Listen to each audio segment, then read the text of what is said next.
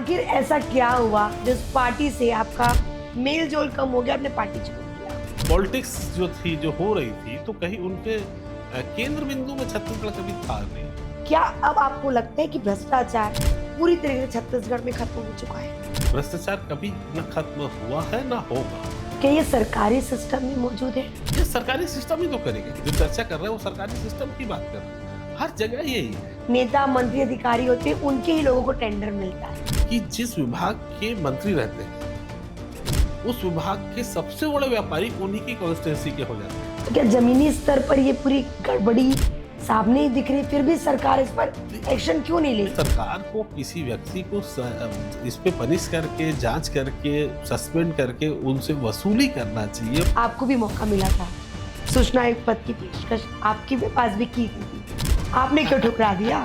किसी भी सरकार के आप पे ठप्पा लगे वो ऐसा कार्य बिल्कुल नहीं कर पाऊंगा। क्या लगता नहीं कि बेटियों की सुरक्षा को लेकर खिलवाड़ किया जा रहा है सरकार की तरफ से? उनको ये कॉन्ट्रैक्ट दे रहे हैं जो इस कार्य को कभी किए नहीं है, जिनका मूल काम फर्नीचर बनाना है। क्या किसी एक कंपनी को लाभ पहुंचाने के लिए ये पूरा कारनामा किया गया? फिर कहूँ कि ये वही प्रॉब्लम है कि जिस जगह के मंत्री उसी जगह के सबसे बड़े सप्लायर। 2026 की शुरुआत हुई और कई जिलों से करोड़ों रुपए घोटाले की बात सामने आई। चूहा एक करप्शन का पार्ट है जो आर्थिक करप्शन करता है और ये हिस्सेदारी इस पे सभी की रहती है। उसी पार्टी के दूसरा व्यक्ति आता है, बोलता है नहीं, धान सही सलामत है, धान को कुछ नहीं हुआ। लेकिन ये ऑर्गेनाइज तरीके से किया गया करप्शन है, भ्रष्टाचार है। हम इतना अपने ऊपर इतना घोटाला कर पा रहे हैं कि राष्ट्रीय लेवल पर छत्तीसगढ़ का चर्चा हो रहा है। मतलब सरकारी जमीन में कौन काम करके चला जा रहा है ये मालूम नहीं। करप्शन का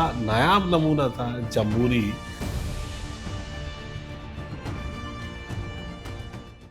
नमस्कार, मैं हूं अंकिता शर्मा और अनफिल्टर्ड बातों में आपका स्वागत है। आज हमारे साथ एक ऐसे शख्स हैं जो पहचान के मोहताज नहीं है। ग्रेजुएशन किया, एमबीए किया, उसके बाद बैंक में नौकरी की, वो भी नहीं जमा तो उसके बाद आरटीआई एक्टिविस्ट बन गए। आरटीआई एक्टिविस्ट बनने के बाद उन्होंने आम आदमी पार्टी जो है वो ज्वाइन किया।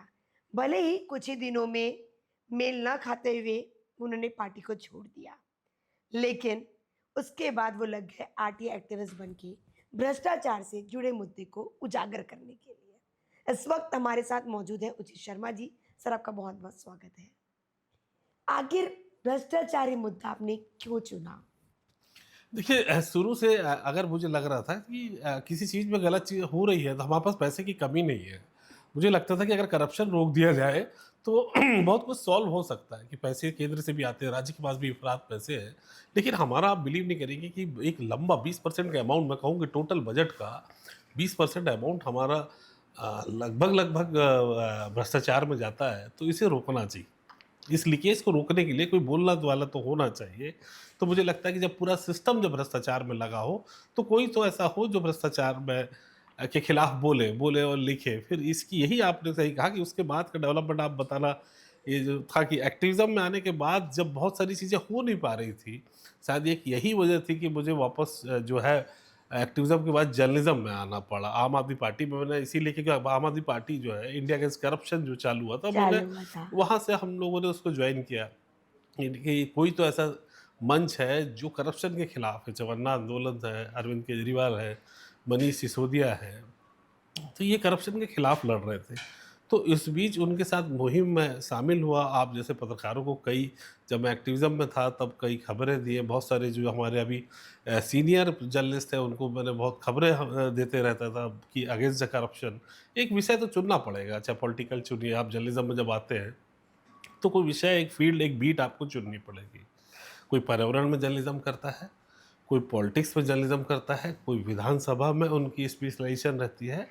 मुझे लगता है कि जो सिस्टम जो एक करप्शन में डूबा हुआ है, इसके खिलाफ बोलने में अपना जर्नलिज्म जाया करना चाहिए या लिखना चाहिए। बिल्कुल। ये एक आम वजह आदमी थी। पार्टी आपने ज्वाइन किया, आपको लगा कि आम आदमी पार्टी बहुत अच्छा काम करेगी। आखिर ऐसा क्या हुआ जिस पार्टी से आपका मेल जोल कम हो गया, आपने पार्टी छोड़ दिया? तो मैं इंडिया अगेंस्ट करप्शन से ज्वाइन किया था। इंडिया आम आदमी पार्टी का मुखिया भी रहा, आम आदमी पार्टी के चीफ स्पोक पर्सन भी रहा। 4-5 साल, 6 साल वो उसमें ज़ाया भी किए और मुझे लगता था कि वो पॉलिटिक्स जो थी, जो हो रही थी, तो कहीं उनके केंद्र बिंदु में छत्तीसगढ़ कभी था नहीं, या वो जो भी कुछ उनके थॉट में था, या जो कुछ वो बढ़ना चाहते थे वो दिल्ली को, बाकी अन्य स्टेट में मुझे लगता है कि उनका फोकस उतना नहीं था। और अल्टीमेटली इंडिया अगेंस्ट करप्शन के बाद half heartedly political party join भी किए गए थे। मैं उतना फिट अपने आप को राजनीति में महसूस कर नहीं रहा था, और राजनीति के लायक अपने आप को समझता भी नहीं था। तो इसीलिए जब मेरे पास चॉइस आई कि अब आप पॉलिटिक्स में आगे जाना चाहेंगे या जर्नलिज्म में आगे जाना चाहेंगे, तो मैंने जर्नलिज्म को कंफर्ट भी समझा, लड़ाई भी समझी, एक संघर्ष भी समझा कि इनके साथ मेरा सभी समय उस वक्त भी जाता था, आज भी जाता है। तो ऐसा लगता है कि जर्नलिज्म ज़्यादा चैलेंजिंग है, और जर्नलिज्म में आप इन्वेस्टिगेशन करके सरकार की मदद भी कर सकते हैं, सरकार के खिलाफ भी जा सकते हैं, सरकार को आप आईना भी दिखा सकते हैं, और सरकार की एक सार्थक नीतियों को आप आगे भी बढ़ा सकते हैं। तो ऐसा लगता है कि आप अगर अपने राज्य की, अपने स्टेट की, अपनी सरकार की मदद भी करना चाहें, और भ्रष्टाचार के साथ-साथ खोलना भी चाहिए, क्योंकि हम सब कुछ ये भ्रष्टाचार, महँगाई अब किसी भी सरकार के लिए, चुनाव के लिए मुद्दे नहीं रह गए हैं। लेकिन वो केंद्र में हम लाना चाहते थे कि भ्रष्टाचार एक बड़ा रीज़न है विकास का नहीं हो पाने की वजह से। बस्तर में आप देखिए इफ़रात पैसा जाता है, सरगुजा में इफ़रात पैसा जाता है, फिर भी वहाँ विकास क्यों नहीं हो पाया? That is all because of the corruption. Corruption इतना बड़ा पार्ट था कि इसमें काम करने की ज़रूरत है, बोलने की ज़रूरत है। सरकार की आँखों में आँख डालने वालों की ज़रूरत है, जो खुल के लिखे, पढ़े, अब सार्थक संवाद उनसे करें, उस पे संपादकीय करें, उन पे चर्चा करें और विमर्श करें, इसकी बहुत आवश्यकता थी। तो मुझे लगता है कि इस जगह जाना चाहिए। मैंने जब से जर्नलिज्म शुरू किया है, आई थिंक मुझे 14 साल हो चुके, 14-15 साल हो चुके, तब से मैं आपको देख रही हूँ, जी। जब मैंने प्रवेश किया। क्या अब आपको लगता है कि भ्रष्टाचार पूरी तरीके से छत्तीसगढ़ में खत्म हो चुका है? देखिए, भ्रष्टाचार कभी खत्म नहीं होता। हकीकत में चाहे वो किसी की भी सरकार हो, स्पष्ट तौर पे कहूँ, चाहे 25 साल हो गए आप, हम आपके और हमारे राज्य को बने, भ्रष्टाचार कभी न खत्म हुआ है, ना होगा। ये सिर्फ़ आप और हमारे प्रयास से कम और ज़्यादा होते हैं। थोड़ा कम चलिए, होगा, थोड़ा ज़्यादा होगा, और आप और हम बहुत वोकल होंगे, बहुत लिखेंगे, बहुत खिलाफत होगी, एक जन आंदोलन होगा, तो ये कम होगा। लगाम तो लगेगी, ये बात पक्की है। खत्म की गारंटी तो नहीं हो सकते, क्योंकि ये इतनी रग-रग में बसा हुआ है कि ये अब जो है करप्शन के प्रकार चेंज हो गए। आप इसको समझिए, अब ये जो कैश लेन-देन के पहले जो करप्शन होते थे, अब नहीं होते। डिजिटल हो रहा है? अब नहीं, डिजिटल से मेरा मतलब नहीं, अब करप्शन के प्रकार बदल गए हैं। अब ऑर्गेनाइज़ ऑर्गेनिक करप्शन होते हैं। ओह! ये एक बड़ा मुद्दा है कि करप्शन जो होता है, अब पॉलिसी में करप्शन होते हैं। ये क्या होता है? पॉलिसी में करप्शन ये होता है कि हम आपके फ़ेवर से ही जब डॉक्यूमेंट्स बनाएँ टेंडर के, किसी भी टेंडर को मान लीजिए बनाना ओके, है, तो हम आएँगे उस विषय पे। जैसे आपके पास लिस्ट में अगर एम्बुलेंस का जो अभी लेटेस्ट टेंडर गया, ठेका गया हमारे यहाँ 500 करोड़ का, अगर आपके पास उस पे होगा, तो हम अब जो जो मैं कह रहा था कि ऑर्गेनाइज़ ऑर्गेनिक करप्शन वो ये रहता है कि हम किसी पर्टिकुलर एक्ट्स के नाम से, उनकी सुविधा के हिसाब से टर्म और कंडीशन बनाएँ ऐसी कि आने वाले समय में जब वो टेंडर भरें तो उनको ही अवार्ड हो। मतलब इस तरीके का हम टेंडर को डिज़ाइन करें कि वो पर्टिकुलर उस व्यक्ति, उस फर्म को, उस संस्था को, इस लिमिटेड कंपनी को ही फ़ेवर करे, और बाकी लोग उसमें डिस्क्वालीफ़ाई हो जाएँ, और हम ये बता सकें कि बाकी लोग डिस्क्वालीफ़ाई हैं, ये एकमात्र योग्य व्यक्ति है। हकीकत ये है कि उसी योग्य व्यक्ति को मद्देनज़र रखते हुए ये टेंडर की नियम व शर्तें डिज़ाइन की गई थी। तो क्या ये सरकारी सिस्टम में मौजूद है? ये सरकारी सिस्टम ही तो करेगा, क्योंकि बड़ा काम जो है वो सब बड़ा लाभ सरकार से ले सकता है। आप और हम जो बैठे हैं, जो चर्चा कर रहे हैं, वो सरकारी सिस्टम की बात कर रहे हैं। हर जगह यही है। बहुत ये यही सिस्टम एक नया डेवलप हो गया है कि अब जो है वो शुरुआत से ही जो हम फसल काटने के उस पे जब हम करप्शन होता था, नहीं, अब सीड लेवल पे करप्शन है। सीड ओह! लेवल में और सीड में करप्शन है कि हम नियम और शर्तें ऐसी बना दे रहे हैं कि अब आपको ही ये जो अवार्ड होगा, टेंडर अवार्ड होगा, जो निविदा निकाली आपको ही गई, मिलेगा उससे। आपको ही मिलेगा। तो नियम इस तरीके से, अब मुझे टेंडर निकालना होगा तो मैं ये कहूँगा कि किसी को महिला हो, किसी विशेष ब्राह्मण जाति की हो, किसी कॉर्पोरेट 15 साल का उसको पत्रकारिता का अनुभव हो, और अब किसी कॉर्पोरेट में काम कर रही हो, तो ज़ाहिर-सी बात है कि वो टेंडर में आप समझ जाएँगे कि वो मेरे हिसाब से डिज़ाइन किया हुआ तभी हो। तभी ये होता है कि जो नेता मंत्री अधिकारी होते हैं उनके ही लोगों को टेंडर मिलता है। एग्जैक्टली वो भी दुखद पहलू है। हकीकत और चीज़ें क्या होती है कि जैसे अब जो आलम आ गया है छत्तीसगढ़ का, अभी मैं कुछ सालों से देख रहे हैं कि जिस बड़ा दुर्भाग्य है, ये बताते हुए कोई हर्ष नहीं हो रहा है, बड़ा दुर्भाग्य है कि जिस विभाग के मंत्री रहते हैं, उ उस विभाग के सबसे बड़े व्यापारी उन्हीं की कॉन्स्टिट्यूएंसी के हो जाते हैं। क्या बात है! ये एक अजीब विडंबना देखी जा रही है। उदाहरण के तौर पे बहुत मैं स्पष्ट आपके चैनल पे बोल भी दूँ क्योंकि मैं साफ-सुथरी बिना लाग लपेट की बात करने के लिए चिरपरिचित अंदाज में हूँ।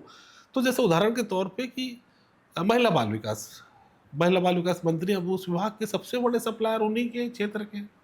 ये अजीब कैसा हो सकता है?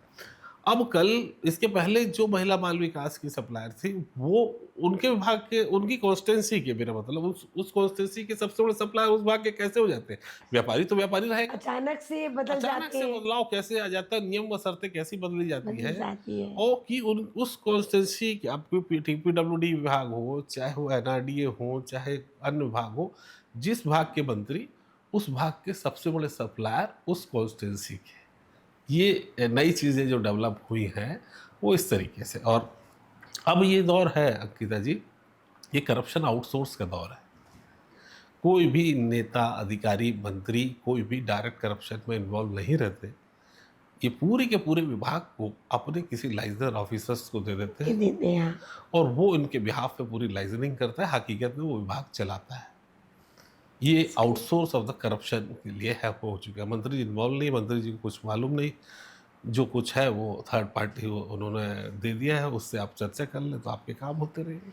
चलिए, इसी कारण कहते हैं कि जब रमन सरकार के 15 साल हो चुके थे, तो जो अधिकारी जिस तरह से हैवी हुए थे, इसी वजह से शायद हुआ होगा चीज़ें सब। हाँ, एक बड़ा कारण ये भी था क्योंकि 13 से 18 में जो बड़े एक्सपोज़ हुए, चीज़ें हुई, बड़े करप्शन के खुले 3 या 600 करोड़ का ई-टेंडरिंग घोटाले वगैरह तमाम। तो करप्शन तो हर कार्यकाल में हुआ है, पाँचों सीएम के आप देख लें तो हर कार्यकाल में किसी में कम और ज़्यादा तो होते रहे हैं। चलिए, अप्रैल 2021 में आपने एक आरटीआई लगाया था, जिसके एवज में आपको 17 लाख से भी अधिक माँगा गया था दस्तावेज देने के लिए। जी। क्या कुछ था ये पूरा मामला?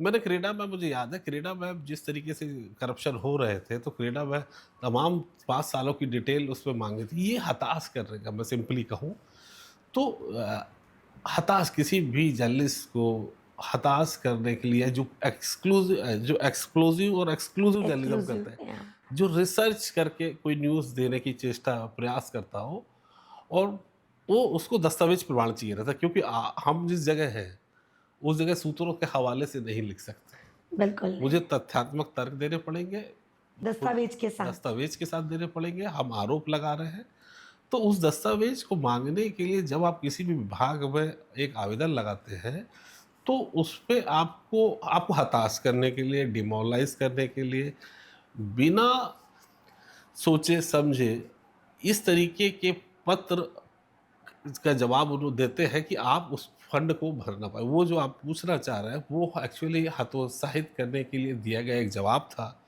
तो उसका भी जब हमने पूछा कि ये जो 17 लाख रुपए, ये हिंदुस्तान का सबसे बड़ा अमाउंट था, इसके सबसे पहले 21 लाख था। 21 लाख था हाँ। ये हिंदुस्तान का सेकंड नंबर का सबसे ज़्यादा आरटीआई के मांगे गए थे। आप 17 लाख आप मान लीजिए उस पे मांगे तो जाहिर सी बात है 8.5 लाख दस्तावेज होंगे। बिल्कुल तो हमने पूछा था कि ये 8.5 लाख दस्तावेज किस शख्स, किस अधिकारी ने गिन के कहाँ रखे और किस तरीके से इसको रखा गया है, कहाँ इसका संग्रहण किया गया है, कहाँ भंडारण किया है और किस अधिकारी ने ये पत्र गिन के वहाँ रखे हैं और उसने इसकी गणना की कि 8.5 लाख पेपर गिने और कहाँ रखे गए, उस अधिकारी का नाम पता उपलब्ध करावे, तो देने में वो असमर्थ थे। तो जाहिर सी बात है कि वह हतोत्साहित कर रहे थे, कुछ काला पीला छुपाना चाह रहे तो थे। क्या ये दस्तावेज आपको मिल पाई, इसकी जानकारी आपको मिल पाई? जी, नहीं मिल पाई। दुर्भाग्य है कि हम जब अपील में गए तो अपील से फिर वो सालों साल लग जाते हैं।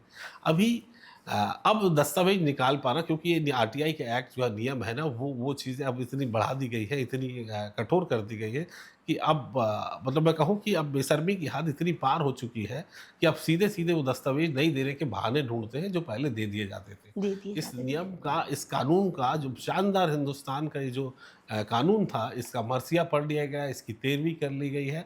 अब कुछ ही दिनों में इसकी कपाल क्रिया और अन्य चीज़ें भी हो ही जाएंगी। इस नियम का सबसे ज़्यादा खात्मा अगर हो रहा है, मैं अपने अनुभव से कह सकता हूँ कि पिछले 5 साल से तो सरकारें इसको दे ही नहीं रही। आपको इतनी मेहनत करनी पड़ जाती है इसको निकालने के लिए, जैसे आप किसी दूसरे राष्ट्र से जंग लड़ रहे हो। ओके। चलिए 17 लाख भले ही सरकार आपसे माँगी हो आरटीआई दस्तावेज़ देने के लिए, लेकिन आपने सरकार के 110 करोड़ रुपए भी बचाए हैं। जी। कैसे बचे ये पैसे सरकार के? जी, ये एक हमारे ही छत्तीसगढ़ की जो खदान है, जिससे हमने उसको अडानी को दिया हुआ है। गारेपेलमा जो खदान है, आपने नाम सुना होगा। गारेपेलमा की जो खदान है, जहाँ हमने गाना कोयला उत्खनन होता है, अडानी जी की कंपनी उत्खनन करती है और ये कोयला निकाल के जो है रेलवे साइडिंग में पहुँचाया जाता है, ताकि वो ट्रेन में भर के हमारे पावर प्लांट पे चले जाए। चले जाएँ। ये प्रक्रिया, ये प्रोसेस। तो सवाल ये है कि वहाँ पे जब हम लोगों ने देखा पिछले 2-3 सालों में लगातार ऐसे इस ट्रांसपोर्ट के लिए, मतलब खदान से रेलवे साइडिंग के लिए, ये भुगतान हमारी सीएसईबी को करना पड़ता था, विद्युत कंपनी को करना पड़ता था। अडानी जी तो निकाल के दे देते थे कोयला, लेकिन वो ट्रांसपोर्टेशन जो है वो हमको करना पड़ता था और वो बड़ी महँगी दरों में किया जा रहा था। ओके। आप बिलीव नहीं करेंगे, 3 टाइम्स प्रचलित दरों से। जो प्रचलित दर है, मान लीजिए 200 रुपये टन, तो वहाँ पे 600 रुपये टन दिया जा रहा था। तो हमने सवाल उठाया कि ऐसा क्यों? तो उसको, क्योंकि अक्सर ये विभाग जो होता है सीएम के पास होता है, पूर्व में भी, इसके पहले भी। कोयला सीएम के तो पास वो वहाँ से कुछ चीज़ें निकाल पाना बड़ी मुश्किल होती। तो वहाँ पे आप सोचिए कि हम जिस चीज़ों के लिए हमारी बिजली की दरें क्यों बढ़ रही हैं? क्योंकि हमारे ओवरहेड्स बढ़ रहे हैं, हमारे खर्चे बढ़ रहे हैं, सीएसईबी के खर्चे बढ़ रहे हैं, एक्सपेंसेस बढ़ रहे हैं। तो ये इस तरीके का अनुचित दर क्यों? कोई भी चीज़ जिसको आप 200 रुपये में आप प्रति टन माल ढोना कर सकते थे, ट्रांसपोर्ट दे सकते थे, उसको आप 600 रुपये क्यों दे रहे हैं? अननेसेसरी का हमें 150 करोड़ का वहाँ चूना लग रहा है पिछले तमाम वर्षों से पूर्व के। ओह! यही सवाल हमने किए, यही प्रेजेंटेशन सरकार को दिया, यही प्रेजेंटेशन अधिकारियों को दिया कि आप ये। अच्छा, तकलीफ ये है कि उसे मैं समझाऊं कि बाकी पावर प्लांट उस जगह को 200 रुपये प्रति टन में अपना माल ट्रांसपोर्ट करा रहे हैं, यानी कोयला ट्रांसपोर्ट करा रहे हैं। ये सरकार डबल रेट में करा रही है। ये सरकार ट्रिपल रेट में करा रही, क्योंकि भुगतान तो अडानी को करना नहीं अडानी है को करना है। और हमारे सीएसईबी को करना। दुर्भाग्य मैं आपको बताऊं अंकिता जी कि ये सीएससी जो ये ट्रांसपोर्ट करेगा, ये किसको करना चाहिए? ट्रांसपोर्ट कौन करेगा, इसका तय किसे करना चाहिए? जो पैसा दे रहा है। जो पैसा दे रहा है। वो पैसा देने के लिए हमारा बोर्ड, छत्तीसगढ़ इलेक्ट्रिसिटी बोर्ड है। तो आप बिलीव नहीं करेंगे कि ये इस पूरे एमओयू में ऐसा एमओयू बना है अडानी के साथ कि उनके 2 लोग शामिल रहेंगे इसमें और वो तय करेंगे कि ट्रांसपोर्ट किसको जाए। आप बड़े हास्यास्पद स्थिति है कि पैसा कोयला हमारा, पैसा हम दे रहे हैं, कोयला हमारा है और जानकारी पैसा कोई और तीसरा दे रहा है हमें। नहीं, कौन करेगा इसका निर्णय? वो कर रहे हैं, सामने वाला व्यक्ति सामने कर वाला रहा है। व्यक्ति। तो ये बड़े एमओयू 17 में जो करके गए हमारे पूर्व के बड़े बड़े अधिकारी, बहुत ज्ञानी अधिकारी हमारे यहाँ, इनका रायपुर में जयस्तंभ चौक में नागरिक सम्मान होना चाहिए कि जिस तरीके से वो किसके लिए काम कर रहे थे, अडानी के लिए काम कर रहे हैं या हमारी छत्तीसगढ़ के लिए काम कर रहे हैं। ये जो इस तरीके का एमओयू बना के गए हैं कि वो उस समिति में जो ये रेट तय करेगी, उस समिति में अडानी के लोग 2 लोग शामिल होंगे और वो ये तय करेंगे कि ये ट्रांसपोर्ट का काम किसको दिया जाए। ये बड़ा दुर्भाग्य छत्तीसगढ़ प्रदेश को। इसको समझने के लिए हमको बरसों लगे, इसको सरकार को समझाने में हमें समय लगा, लेकिन मैं ये भी कहूँगा कि सरकार और अधिकारी संवेदनशील हैं। मैं इतना भी बुरे नहीं हैं जितना आप और हम सोचते हैं। हमने जितने उन्होंने सुधार किया है, मैं बहुत तारीफ़ करूँगा कि अधिकारियों की, उन्होंने इस बात को गंभीरतापूर्वक लिया। पूर्व की चीज़ों को हम भूल जाएँ तो वर्तमान में फिर हम लोगों ने नए टेंडर कराए, उसको नए प्रोसेस पे लाए और किसी भी तरीके का जो बलात् काम होते थे, जो ज़बरदस्ती हटा दिया जाता था, उसको दूर किया गया। और अभी बोर्ड ने जो नए टेंडर निकाले, आप बिलीव नहीं करेंगी, 280 करोड़ में जो टेंडर जाता था, इस बार 150-60 करोड़ में वो टेंडर गया है। क्या बात है। ये काफ़ी पैसा सरकार का बचा। बच रहा है। तो इसके लिए किसी अधिकारी की जवाबदेही तय की गई थी क्या इस मामले पर?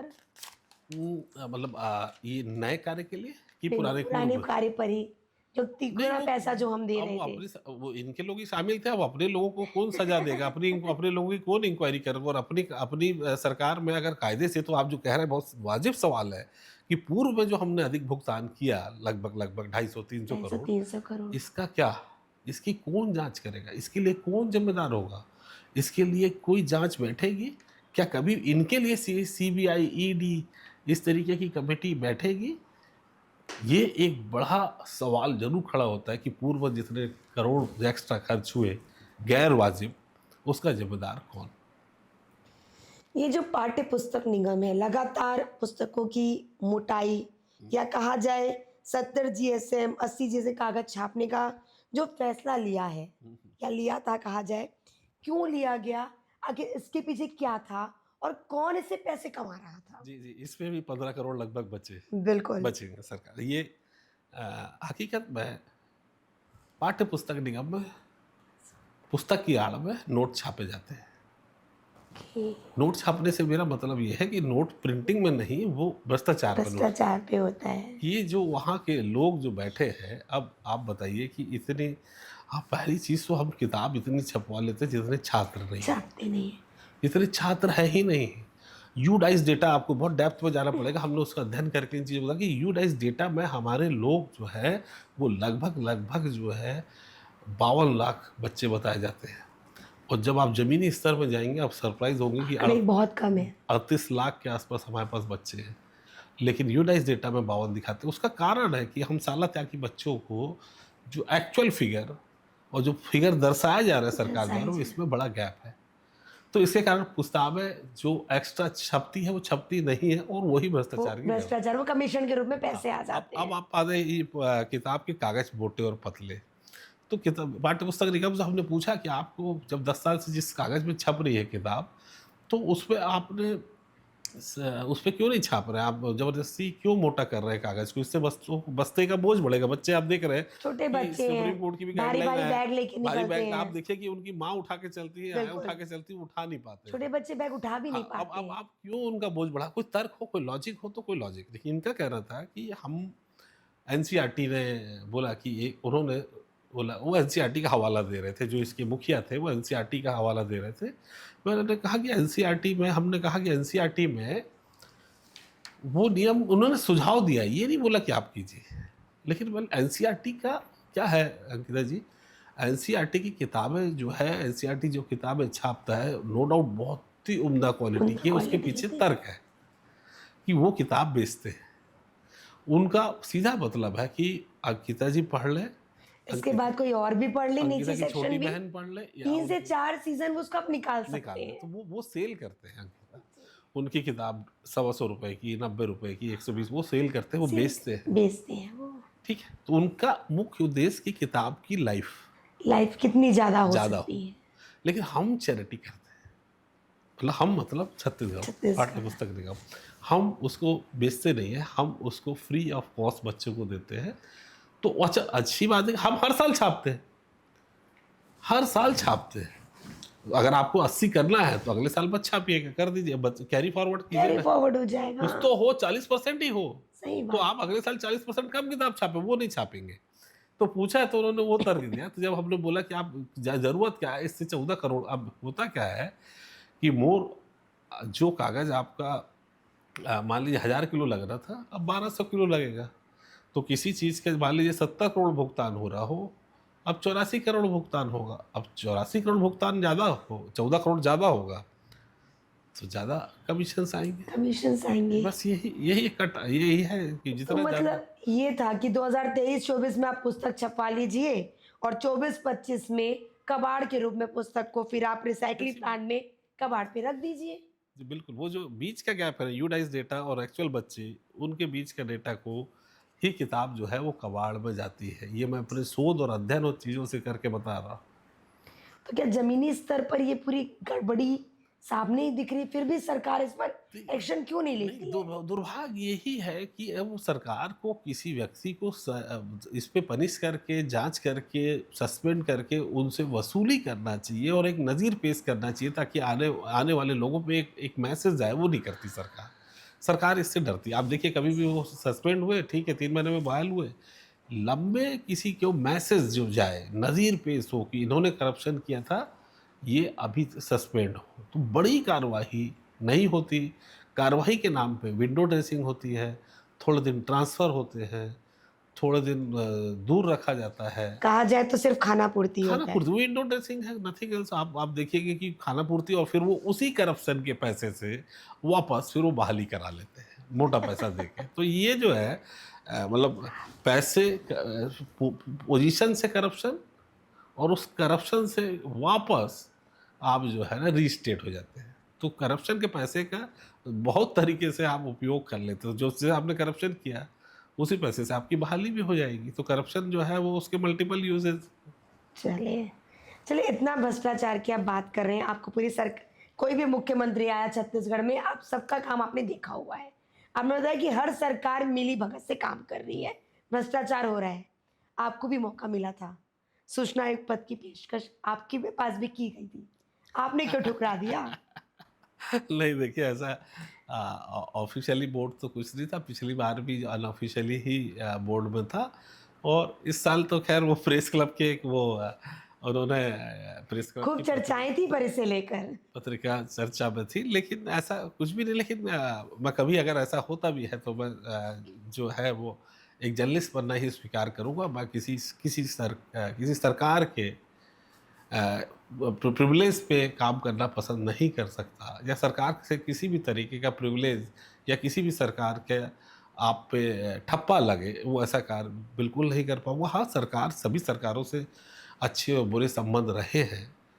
सरकार को आईना दिखाने में बहुत सारे दुखद पहलू भी रहे, बहुत सारे आपको उसके दुष्परिणाम भी झेलने पड़ते हैं। आपका तिरस्कार भी बहुत होता है, आपको बहुत मतलब इन तमाम चीज़ों से जो नेगेटिविटी है वो सब हम देख चुके हैं और देख भी रहे हैं। ना तो हम मतलब हम सरकार की पसंद की कैटेगरी में जर्नलिस्ट पसंद की कैटेगरी वाला पत्रकार नहीं हूँ। मैं पसमंदा पत्रकार हूँ। पसमानदा पत्रकार हूँ। कि लोगों मतलब आप जो है वो पीछे ही खड़े रहेंगे, ठीक है। ना तो सरकार हमें कभी इंटरव्यू देती है, ना हम कभी सीएम का इंटरव्यू ले पाते, ना कभी मंत्रियों का इंटरव्यू ले पाते हैं। बड़ी हेय दृष्टि से सरकारें देखती है, क्योंकि आईना लेके घूमना, आईना लेके घूमना। आईना लेके बहुत घूमने मुश्किल का होता है किसी को आईना दिखाना। हाँ, बहुत बहुत मुश्किल होता है। सरकारें लाइक नहीं करती है, सरकार आपको गलत चीज़ों से क्योंकि अ, ईमानदार जर्नलिज्म करना भी एक सबसे बड़ी चुनौती है। आप मैं कहूँ कि अगर आप इसमें सबसे बड़ी चुनौती है कि तमाम तमगे, तमाम आरोप आपको झेलने पड़ते हैं। पवित्र उद्देश्य के बावजूद भी, एक दामन इतना साफ रखने के बावजूद भी 20 साल से इस जगह हो जो पब्लिक उस पे इतना साफ दामन रखने के बावजूद भी आप पे तमगे, तमाम आरोप, चाहे आपके एक्टिविज़्म में हो, चाहे आपके जर्नलिज़्म में हो।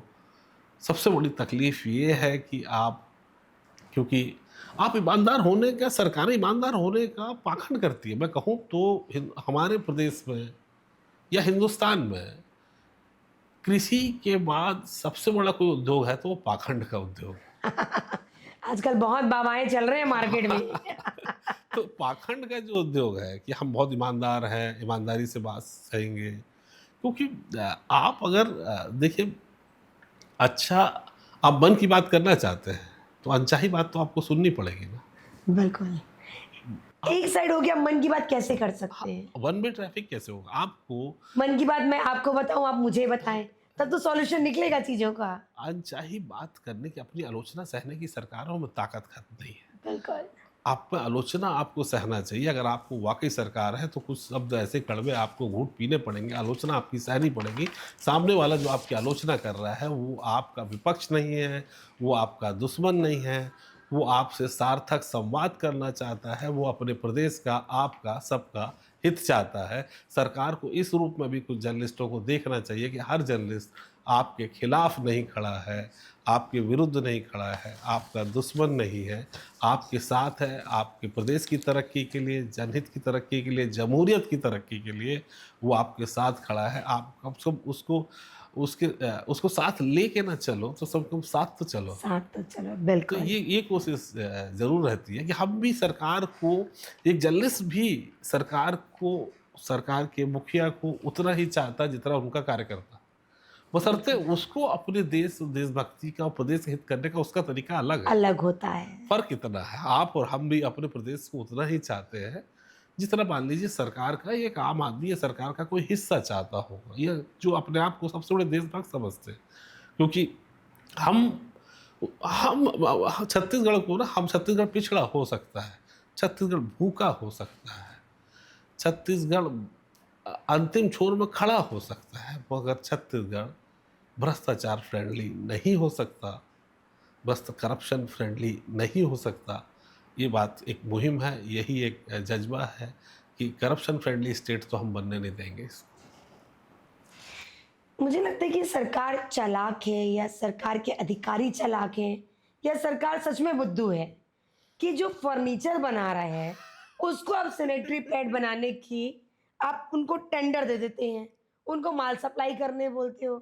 क्या लगता नहीं कि बेटियों की सुरक्षा को लेकर खिलवाड़ किया जा रहा है सरकार की तरफ जी, से? आप महिला बाल विकास की बात कर रहे हैं। बिल्कुल। जी, वो एक ऐसा चीज़ है हमने निकाली थी और हमने उस पे न्यूज़ भी बनाई कि देखिए बड़ा दुखद पहलू है कि आप बच्चों की सबसे हाइजीनिक चीज़ की बिल्कुल। देखिए, आप भी महिला हैं, समझती होंगी कि सबसे ज़्यादा हाइजीनिक चीज़ों को हम उस पे खिलवाड़ कर रहे हैं। आप उनको ये कॉन्ट्रैक्ट दे रहे हैं जो इस कार्य को कभी किए नहीं हैं, जिनका मूल काम फर्नीचर बनाना है। वो उसमें उनकी निपुणता हो सकती है, आप उसको मुझे आपत्ति नहीं है। आप उन्हें 2 करोड़ का काम दें, 4 करोड़ का दें, 6 करोड़ का दें। लेकिन इसमें तो आपत्ति और सवाल हमें है कि वो फर्नीचर बनाते हैं। आप उन्हें किस तरीके से आप ये बताइए किसी को भी काम दे रहे कि आप उसका चयन कैसे करेंगे? एक्सपर्टीज आपके देख के चयन करेंगे। एग्ज़ैक्टली आपकी एक्सपर्टीज़ क्या है? आपके पूर्व अनुभव क्या है? आप कितने कॉम्पिटिटिव रेट में देते हैं और आपका क्रेडेंशियल क्या है? क्रेडेंशियल क्या है? आपने कितने राज्यों में सप्लाई की पहले? अब मैं ये आप यही पूछेंगे अगर मैं आपके पास आऊँ, बिल्कुल। तो ये क्या पूछा गया उस व्यक्ति से? क्या आपने उसके पुराने अनुभव चेक किए? क्या आपने कभी उनके प्लांट में गए? क्या आपने उनकी कोई ऐसी चीज़ देखी कि वो इस योग्य है या वो इसमें निपुणता रखता है या उसका क्रेडेंशियल बहुत अच्छा है? तो ये आप देखिए कि बड़ा दुर्भाग्य है कि अधिकारी मात्र कमीशन के लिए हमारे बच्चों के साथ इस तरीके के उनके आप उससे खेल रहे हैं, जो हाइजीनिक चीज़ों के साथ खेल रहे हैं, ये बहुत ही दुर्भाग्यपूर्ण है और बहुत ही शर्मनाक है आप और हम सब छत्तीसगढ़ के लिए। और तकलीफ अगर अंकिता जी इसमें रहे तो इस पे कार्रवाई नहीं हो रही। मतलब आप बिलीव नहीं अभी करेंगे, तक से कोई अभी तक कार्रवाई नहीं हुई है। हो रही। ये सवाल तो बनता है कि उस विभाग के प्रमुख सचिव पे कि क्या किसी पे जाँच बैठा ले। हमने आवेदन दिया, हमने फ़ोन पे बोला, हमने मैसेज किया कि कुछ तो कार्रवाई कीजिए। आप कैसे दे सकते हैं? और साथ-साथ ये केवल दिए नहीं अंकिता, इस पे काम नहीं दिए। नियम विरुद्ध काम दिए। अब आपने फर्नीचर वाले को दे दिए, लेकिन और क्या उन्होंने जैम में वो पार्टिसिपेट किए थे? क्या वो सवा 2 ढाई करोड़ का टेंडर आपने जैम में डाला था? क्या वो L1 आए थे? तो आप कैसे पिछले साल के L1 को, पिछले साल के जैम की आईडी को इस साल ऑफलाइन आप काम दे सकते हैं? बड़ा आश्चर्य है। मतलब ये संगठित भ्रष्टाचार है, कूटनीतिक भ्रष्टाचार है, किसी खास को खास के लिए बनाया गया करप्शन है और दुर्भाग्य इस प्रदेश का है कि इस पे बहुत विभाग खासकर ये कहें कुछ विभाग हैं ट्राइबल हुए, शिक्षा हुए, मैं कहूँ ट्राइबल, शिक्षा, महिला बाल विकास, कृषि, ये बड़े ये प्रोक्योरमेंट ज़्यादा यही होते हैं। हेल्थ, प्रोक्योरमेंट यही होते हैं, खरीदी में घोटाले यही होते हैं। जैम को लेके जो आज की डेट में जो करप्शन हो रहे हैं, वो इन विभागों में ज़्यादा है और योजनाबद्ध तरीके से हो रहे हैं। इस पे दुर्भाग्य ये है कि जाँच भी नहीं होती। इसको ये सवाल खड़ा होना चाहिए, सबसे ज़्यादा शर्मनाक है हमारे मुख्यमंत्री के लिए, हमारे सिस्टम के लिए, हमारे अधिकारियों के लिए कि इस विषय में आप जाँच तो कर लीजिए। आप इतना बड़ा काम किस कारण दे पा रहे हैं, क्यों दिए हैं? तो 2 करप्शन है, एक तो वो कि आपने उनको दिए, चलो कोई बात नहीं दे दिए, लेकिन सिस्टम में दिए हैं क्या? उसका जवाब भी नहीं दे सिस्टम पा भी से जवाब नहीं आया। चलिए, नारी है कि साड़ी है कि साड़ी है कि नारी है। एक प्रदेश के बुनकरों की स्थिति इतनी दयनीय हो चुकी है कि अब हमें प्रदेश के आंगनबाड़ी कार्यकर्ताओं के लिए सूरत से साड़ी मंगाना पड़ रहा है। चलिए, हम मंगा भी लिए, पर क्या ये स्थिति नहीं हो सकती थी कि 320 रुपए की साड़ी अपने बुनकरों से खरीद कर हम 500 रुपए में दे दें? क्या किसी एक कंपनी को लाभ पहुंचाने के लिए ये पूरा कारनामा किया गया? जी, जी, मैं फिर कहूँ कि ये वही प्रॉब्लम है कि जिस जगह के मंत्री उसी जगह के सबसे बड़े सप्लायर। और मैं सरकार का बहुत अच्छी मंशा देखिए, सरकार की बहुत अच्छी मंशा कि हमारे इसका टेंडर जो होते हैं वो हथकरघा विभाग को जाते हैं कि हमारे को सप्लाई हमें राज्य को सप्लाई हथकरघा विभाग करेगा, खादी ग्राम उद्योग करेगा और उनका बहुत अच्छा उद्देश्य कि ये जो साड़ी है सूती, ये हमारे लोग बनाए, बुनकर बनाए, उनकी रोजी रोटी चले, बिल्कुल। उनका व्यापार चले, उनका व्यापार जिंदा रहे, उनके परिवार को आर्थिक थोड़ा लाभ मिले। ये सरकार की मंशा, और मैं कहूँ ये बहुत पवित्र मंशा है। लेकिन होता क्या है कि हमारे यहाँ इस इनके लिए उनको 2 लाख 5 लाख कुछ साड़ी सप्लाई करनी थी, 12 करोड़ की साड़ियाँ। 12 करोड़ की साड़ियाँ। तो ये क्या हुआ कि ये बहुत अच्छी बात, तो ये इसका आप मूल उद्देश्य इसके पीछे सरकार की मंशा यही थी कि साड़ियाँ हमारे बुनकर बनाए और कुछ कमाएँ, कमाए। और हमको सबको, ताकि हम कार्यकर्ताओं को बाँट सकें। लेकिन दुखद पहलू ये है कि ये साड़ी हम उनके काम देने की बजाय मीडिएटर बन के हमने काम ले लिया, और ये बोल के कि हम बुनकर से बनवा रहे हैं और सूरत से साड़ी बुलवाए। और एक करेक्शन है जो आपने फिगर बोला, मुझे भी बाद में करेक्शन उस पे हुआ कि आपको आश्चर्य होगा कि वो साड़ी जो है 178 रुपीज़ की सूरत से मंगा के सप्लाई कर दी गई है, और अभी भी कराई जा रही है। और उसमें जो नियम व शर्तें में जो पूरी कॉटन साड़ी मांगी गई थी 6.25 मीटर की साड़ी की बजाय, जिसमें साड़ी और ब्लाउज भी रहता है, ब्लाउज भी रहते हैं। वो 5 मीटर की साड़ी सप्लाई कर दी गई, और वो जो है कॉटन के साथ फाइबर मिक्स भी कर दिया गया है। तो ऐसी चीज़, और इसकी भी जांच नहीं हो रही है, बड़ी तो तकलीफ है। ऐसा क्यों हो रहा है जब सरकार जब खुद ही नियम बना रही है कि अगर इतनी महंगी साड़ी आप दे रहे हो तो हमारे बुनकर उसका प्रॉफिट कमाए, हमारे लोगों को उसका फायदा पहुंचे। नहीं, आइडियल कंडीशन तो वही होना, तो वही चाहिए ना अंकिता, होना वही चाहिए। लेकिन हो कहाँ रहा है, हमारे बुनकरों को जो फायदा होना चाहिए थे, वो जो है बीच के व्यापारी कमा ले रहे हैं। जो मंत्रियों के करीब है वो कमा रहे हैं, जो सरकार की सत्ता के नियर एंड डियर है वो कमा रहे हैं। तो ये अच्छी बात है कि कम से कम उनका हक जो है, जिन पे हमारे बुनकरों का हक था, जो हमारे बुनकर के परिवार का हक था, एक वो परिवार की पूरी एक स्मॉल स्केल इंडस्ट्री होती है, लघु एवं कुटीर उद्योग होता है उनका, उस पर वो काम करें। ये मंशा सरकार की रहती है, कमाएं कुछ पैसा, लेकिन आप उसको भी देखिएगा, आप वो साड़ी क्या वो इतनी, क्योंकि फैक्ट्री मेड और हैंडमेड साड़ी में फ़र्क होता ये जो मैं आंगनबाड़ी की जो मैं साड़ियाँ मैंने खुद देखी हैं, है। हाँ, मेरे गांव पे जो है वहाँ पे कार्यकर्ता वहीं पर लगता है उनका जो हाँ। ऑफिस रहता है, इतनी घटिया साड़ी आप उसे पहने एक बार धोएंगे दोबारा पहनने के लायक बचती नहीं है तो वो। उन्होंने विरोध भी किया था। हकीकत में क्या था कि पहले जो थे कि ये उनको पैसे दे दिए जाते थे कि तुम आप उस वो लोग महिलाएँ, वो बेहतर था। वो एक तरीके से आप एक कलर की साड़ी आप खरीद लीजिए हाँ, करके और ये कहा जाता था कि वो अच्छी कंडीशन, तो महिलाएँ क्या करती थी कि जितने पैसे आते थे उसमें कुछ पैसे अपनी तरफ से मिला के साड़ियाँ अच्छी खरीदती। खरीद लेती थी। लेकिन अभी क्या हो रहा है, 178 रुपीज़ की साड़ी देंगे तो क्या स्टैंडर्ड होगा? मतलब आपकी कमाई के लिए अब हमारी महिलाओं को, बहनों को जो साड़ी दी जा रही है, कभी अंकिता जी आपके चैनल पे उसको दिखाइएगा ज़रूर, इसको सब कभी किसी आंगनवाड़ी कार्यकर्ता से आप ज़रूर दिखाएँ कि वो कितने मीटर की है, क्या उसमें मिक्स है, क्या प्लास्टिक मिला हुआ है, क्या वो कॉटन की है, क्या हमारे बुनकर से बन के आई है। That is a factory made sari. और होना ये चाहिए कि हमारे बुनकर भाइयों बहनों के द्वारा बन के आना चाहिए। तो वो अगर खराब भी होना, तो आप और हम देखिए, हथकरघा वाली चीज़ें अगर हमारे बुनकर ने बनाई, तो देखिए हम थोड़ा मोटा कपड़ा भी पहन लेते हैं, थोड़ा सा बिल्कुल। बड़ा धागे वाला भी पहन लेते हैं कि ये हमारे बुनकर ने बनाई, हैंडमेड है। तो हैंडमेड की अलग पहचान अलग होती है। पहचान होती है, उसको अच्छा भी लगता है, और दूसरी चीज़ प्राउड फील है कि मेरे प्रदेश का है, मेरे भाइयों ने बनाया, उनका व्यापार भी चलते रहना चाहिए। आप देखिए, ग्रामोद्योग के जब भी लगते हैं, तो आप और हम खादी पहनने का शौक रखते हैं, तो खादी खरीदते हैं। इसीलिए नहीं कि खादी, जबकि खादी बहुत आज की डेट में खादी सस्ता नहीं है, खादी महँगा है। तो उसको हम केवल सोच हमारी ये रहती है कि इस पे ये व्यापार ज़िंदा रहे। हम खरीद लेते हैं 500, 700, 1000, 2000 के, ताकि ये व्यापार ज़िंदा रहे और प्राउड फील हो। खादी थोड़ा मोटा भी है, मोटे धागे निकले हैं तो भी। लेकिन आप देखिए कि सूरत से मंगा के आप किसी व्यापार को ख़त्म कर दे रहे हैं, बुनकर को ख़त्म कर रहे हैं, उनकी एक पूरी पीढ़ी को खत्म कर पीढ़ी को रहे हैं। ख़त्म कर रहे हैं, पूरी व्यवसाय को ख़त्म कर रहे हैं। तो मतलब ये अब उनके लिए रोजी-रोटी के भी सवाल है। इससे रोज़गार मिलता है हर साल उनको। बिल्कुल। तो ये सवाल तो हमारे मुखिया से करना चाहिए, हमारे प्रदेश के जो इस पे ब्यूरोक्रेट्स बैठे हैं उनको करना चाहिए। तो ऐसे समय इस तरह कोई उनसे सवाल नहीं कर रहा है। कोई दुर्भाग्य है कि इन बातों को लेके ना तो किसी तरीके की सदन में आवाज़ उठती है, ना कोई संपादकीय उठती है, ना कोई संवाद होता है, ना कोई विमर्श होता है। ये सबसे दुखद पहलू है। बिल्कुल। 2026 की शुरुआत हुई और कई जिलों से करोड़ों रुपए घोटाले की बात सामने आई। घोटाला भी कैसा, धान गायब हो गए, हम्म, धान चूहे खा गए, धान दीमक खा गए। इतने चूहे अचानक से छत्तीसगढ़ में पैदा कैसे हो गए?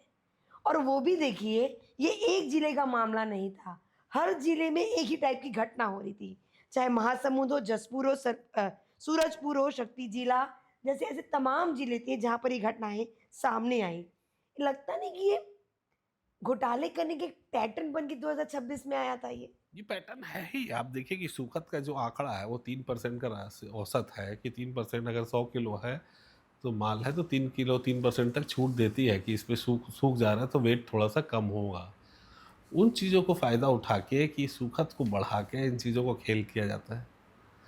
ये हकीकत नाप तौल में जो है वो काला पीले पूरे किए जाते हैं।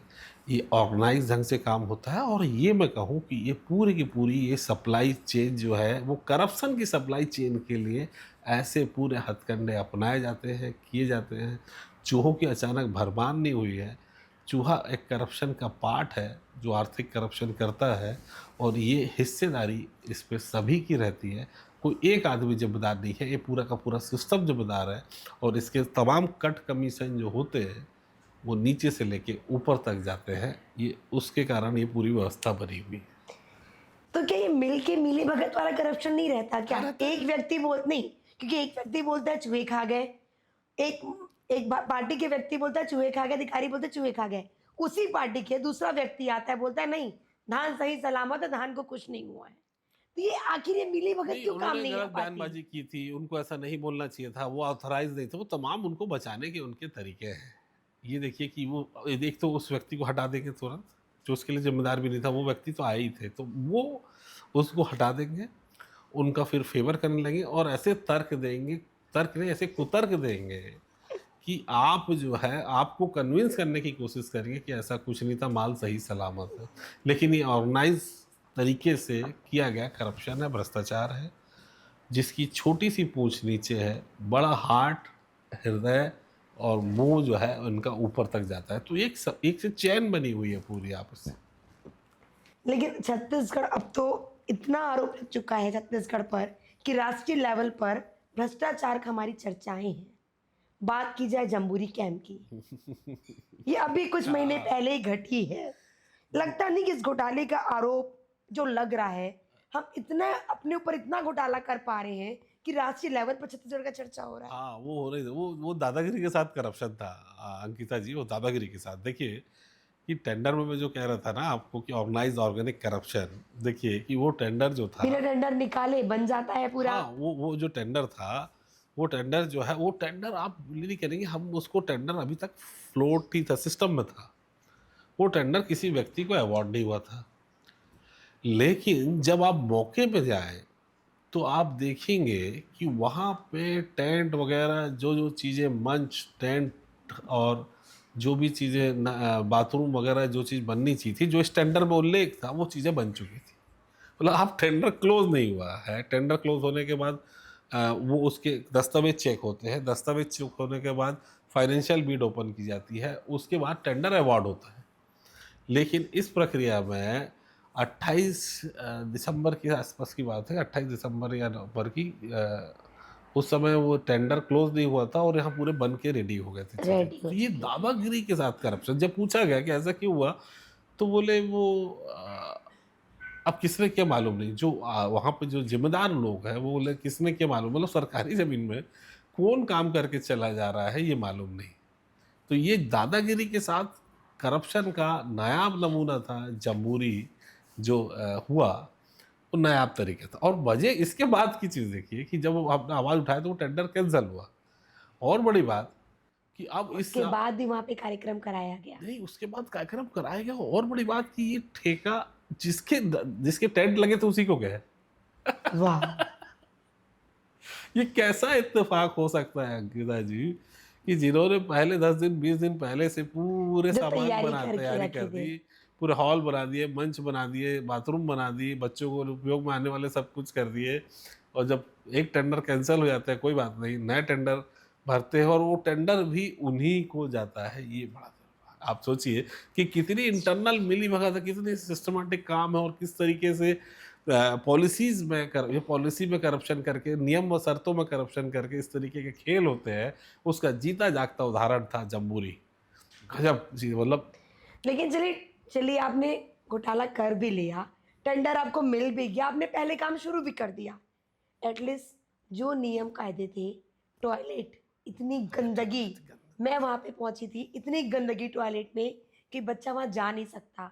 बाहर से राष्ट्रीय लेवल के बच्चे वहाँ पर आए हैं, थाली खुद धो रहे हैं, बर्तन खुद साफ कर रहे हैं, लाइन में लग के खाना खा रहे हैं और फूड की क्वालिटी भी इतनी गंदी थी कि बच्चा उसे खा नहीं पा रहा था। एग्जैक्टली तो वो करप्शन में गया है पूरा पैसा उनका, इतना बड़ा बजट है, चीज़ें हैं। अब जो हकीकत में ये है कि उसकी मुफीद जगह है अंकिता जी, ये पहले से तय था, वो था नया रायपुर में इसको होना था। नया रायपुर में क्या है कि बहुत सारे आवागमन के साधन हैं। आप देखिए कि किसी भी प्रदेश से आप फ्लाइट से, ट्रेन से सब जगह आ सकते हैं, वहाँ व्यवस्था कर सकते हैं, इतनी खाली पड़ी जगह है और आप यहाँ हो सकते हो। वो इसे योजनाबद्ध तरीके से उस डिस्ट्रिक्ट में ले जाया गया था।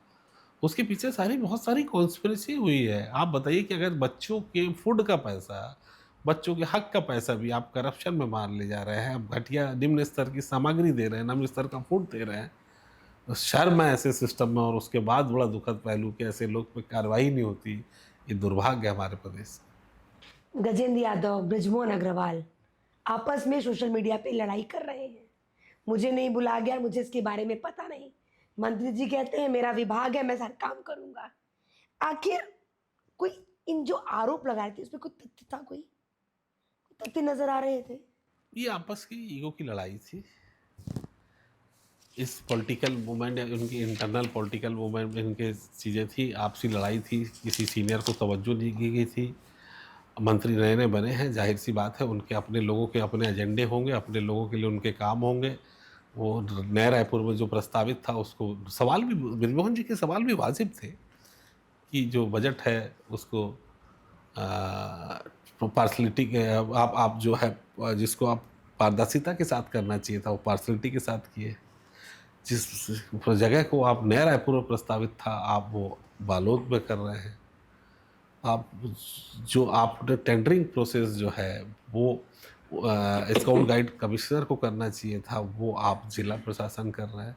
तो तमाम त्रुटियां तो थी, ईगो की लड़ाई तो थी।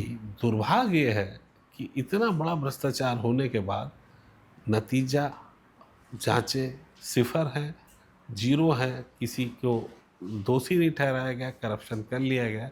तो करप्शन में अगर जब भी आप इस तरीके की जांच नहीं करेंगे तो लोग, अदर लोग जो होते हैं वो मोटिवेट होते हैं और ये उसी का नतीजा है कि लोग और करप्शन होता है और इसमें कभी भी लगाम नहीं लग पाती। बिल्कुल। डीएमएफ की राशि जो होती है आदिवासी क्षेत्रों के विकास के लिए होता है।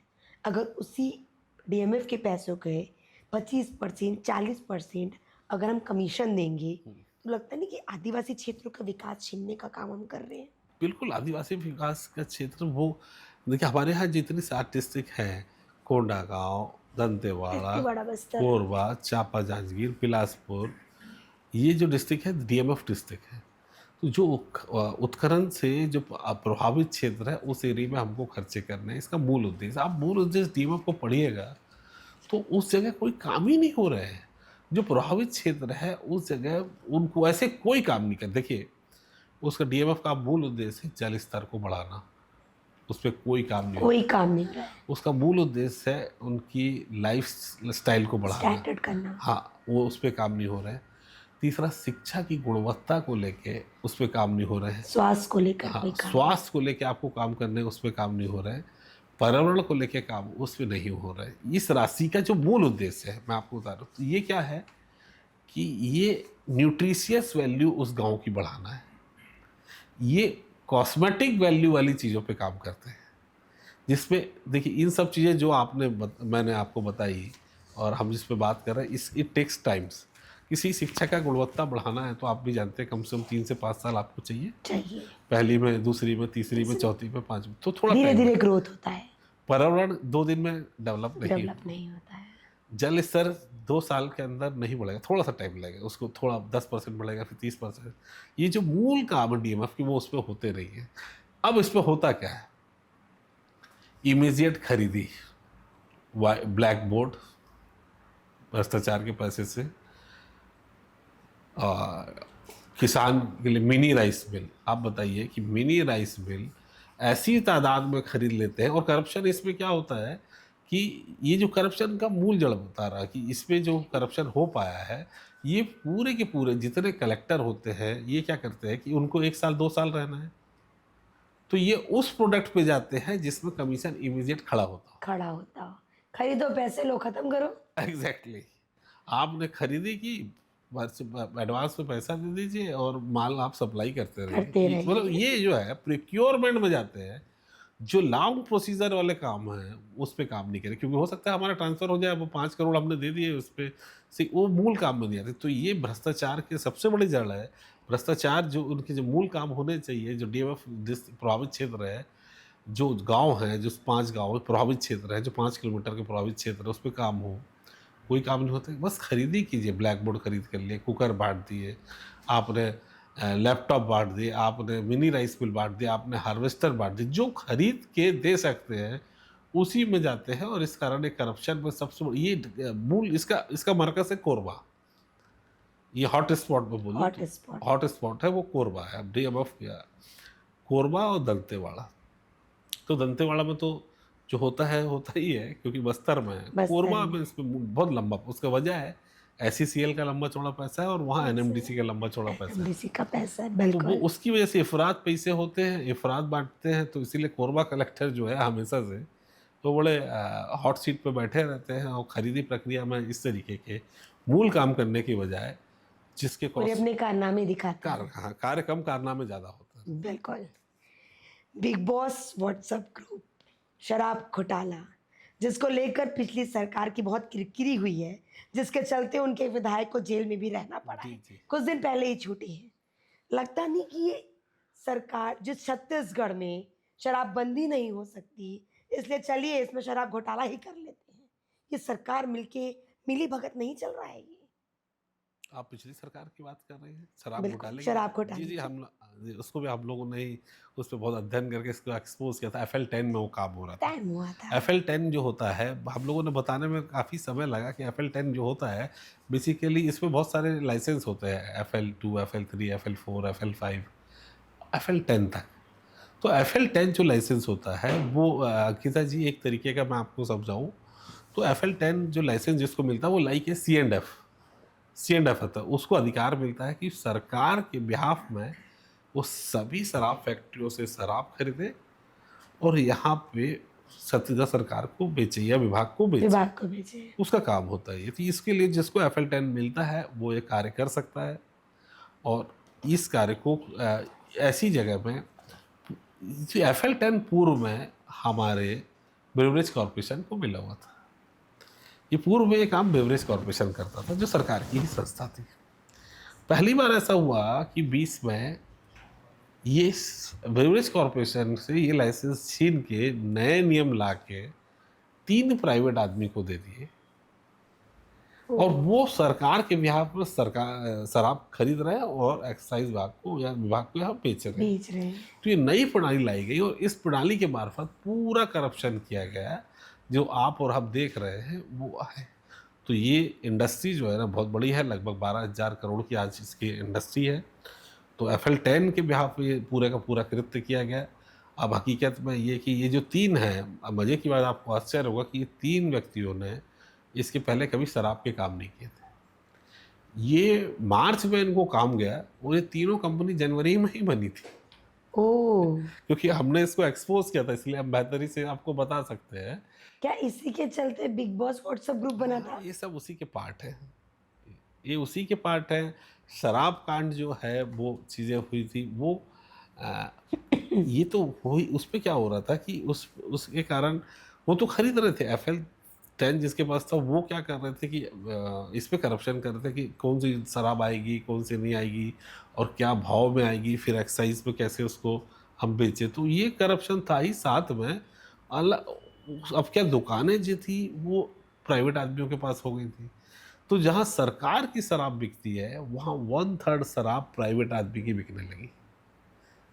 आलम ये हो गया था आखिरी तक कि 50% सरकार की और 50% प्राइवेट, मतलब नकली तो नहीं बोलेंगे, अवैध शराब बिकती थी उन्हीं की, जो बिना एक्साइज के आती थी, बिना टैक्सेस के आती थी, जो बिना एक्साइज के लगे यहाँ आ जाती थी, इसके कारण वो उस शॉप पे शराब बिकती थी और इस कारण एक बड़ा घोटाले को अंजाम दिया गया।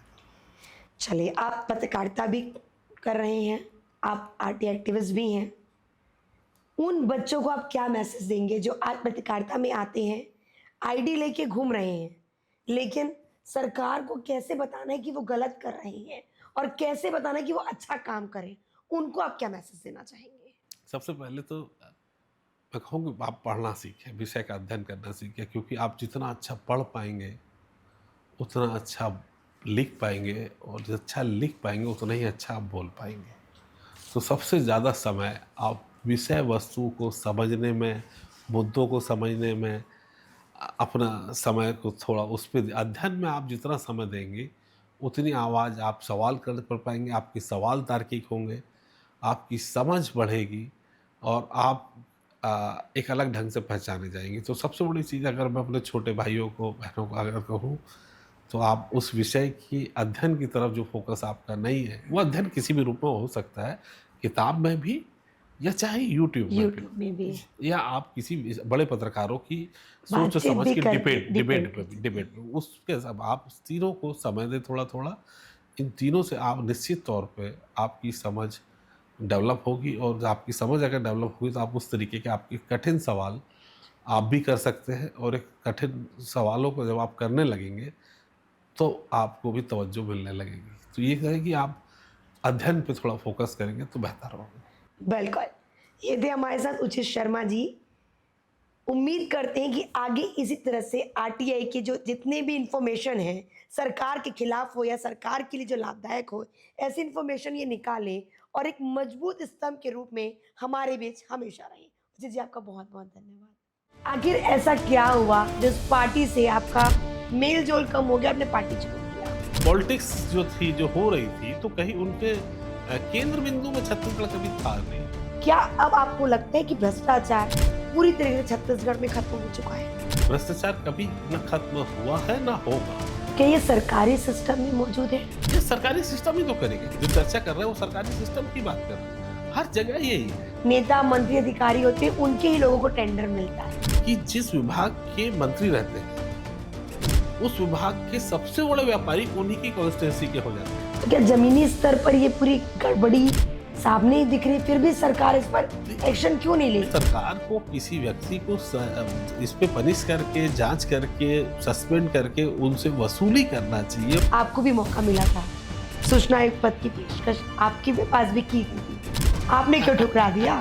किसी भी सरकार के आप पे ठप्पा लगे वो ऐसा कार्य बिल्कुल नहीं कर पाऊंगा। क्या लगता नहीं कि बेटियों की सुरक्षा को लेकर खिलवाड़ किया जा रहा है सरकार की तरफ? उनको ये कॉन्ट्रैक्ट दे रहे हैं जो इस कार्य को कभी किए नहीं है, जिनका मूल काम फर्नीचर बनाना है। क्या किसी एक कंपनी को लाभ पहुंचाने के लिए ये पूरा कारनामा किया गया? फिर कहूँ कि ये वही प्रॉब्लम है कि जिस जगह के मंत्री उसी जगह के सबसे बड़े सप्लायर। 2026 की शुरुआत हुई और कई जिलों से करोड़ों रुपए घोटाले की बात सामने आई। चूहा एक करप्शन का पार्ट है जो आर्थिक करप्शन करता है, और ये हिस्सेदारी इस पे सभी की रहती है। उसी पार्टी के दूसरा व्यक्ति आता है, बोलता है नहीं, धान सही सलामत है, धान को कुछ नहीं हुआ। लेकिन ये ऑर्गेनाइज तरीके से किया गया करप्शन है, भ्रष्टाचार है। हम इतना अपने ऊपर इतना घोटाला कर पा रहे हैं कि राष्ट्रीय लेवल पर छत्तीसगढ़ का चर्चा हो रहा है। मतलब सरकारी जमीन में कौन काम करके चला जा रहा है ये मालूम नहीं। करप्शन का नायाब नमूना था जम्बूरी